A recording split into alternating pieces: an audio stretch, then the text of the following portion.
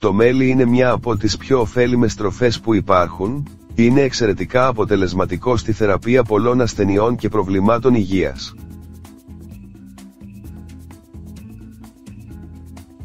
Ωστόσο, θα πρέπει να μπορείτε να διακρίνετε τη διαφορά μεταξύ του αγνού και του νοθευμένου μελιού.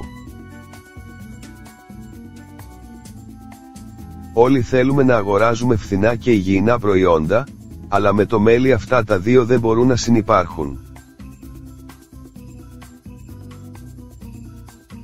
Ίσως να εκπλαγείτε με τη τιμή του αυθεντικού μελιού, αλλά σε αυτό βρίσκονται τα θρεπτικά συστατικά.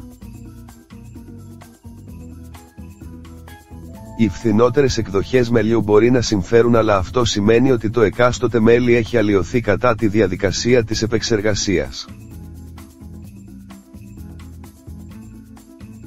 Κατά την επεξεργασία αυτή, το μέλι χάνει τις σημαντικές ιδιότητές του και η επίδραση του στον οργανισμό δεν είναι η ίδια. Σύμφωνα με δημόσια έρευνα που διεξήχθη από την FOODSAFETYNWS, το 76% του μελιού που κυκλοφορεί στην αγορά υποβάλλεται σε υπερδιήθηση, η οποία δεν αφαιρεί μόνο τις ακαθαρσίες, όπως το κερί, αλλά και όλα τα ίχνη της γύρης. Το υπερδιηθημένο μέλι χρησιμοποιείται συχνά για να καλυφθούν άλλα μέλια, όπως το κινεζικό μέλι, το οποίο κατηγορείται για τη συχνή μόλυνση του από βαρέα μέταλλα και παράνομα αντιβιωτικά. Οι Κινέζοι υπερφιλτράρουν το μέλι τους. Όπως δηλώνουν οι εταιρείες που παράγουν μέλι, αυτή η διαδικασία είναι απαραίτητη ώστε να μην κρυσταλλώνει το μέλι και του προσφέρει μια μεγαλύτερη διάρκεια.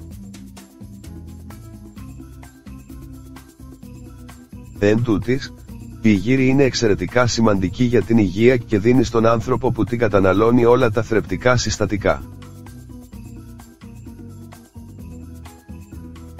Πώς να αναγνωρίσετε το νοθευμένο μέλι? Η κρυστάλλωση είναι μια φυσική ιδιότητα του μελιού. Αν το μέλι δεν κρυσταλλώσει κατά τη διάρκεια του χειμώνα που έχει κρύο, τότε συνήθως το μέλι είναι νοθευμένο. Όσο μεγαλύτερη η περιεκτικότητα του μελιού σε γλυκόζη, τόσο πιο γρήγορα κρυσταλλώνει. Η περιεκτικότητα του σε γλυκόζη εξαρτάται από είδος των ανθέων που γίνεται η νεκτάροσυλλογή.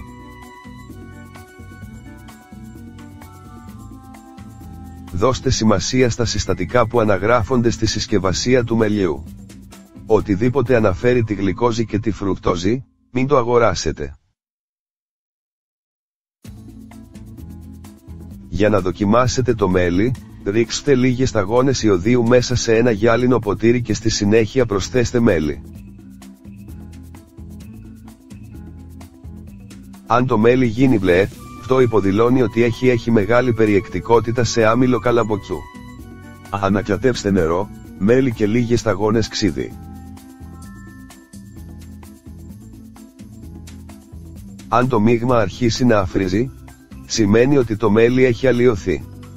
Για να μάθετε αν το μέλι σας έχει υποστεί επεξεργασία, δοκιμάστε να το κύψετε με ένα σπίδο.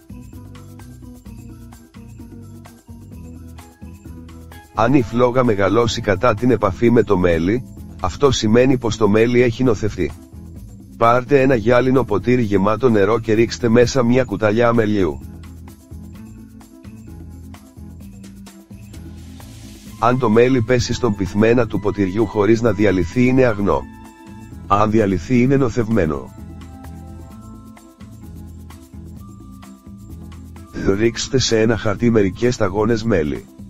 Αν απορροφηθεί από το χαρτί είναι φυσικό προϊόν. Αν το χαρτί λιώσει το μέλι έχει πολύ νερό. Οι πληροφορίες που περιέχονται στην σελίδα δεν μπορούν να αντικαταστήσουν τη γνωμάτευση του ιατρού σας. Αν αποφασίσετε να ακολουθήσετε κάποια διατροφή, ρωτήστε τον προσωπικό ιατρό σας. Το INDIVAGR δεν φέρουν καμία ευθύνη για την οποιαδήποτε χρήση.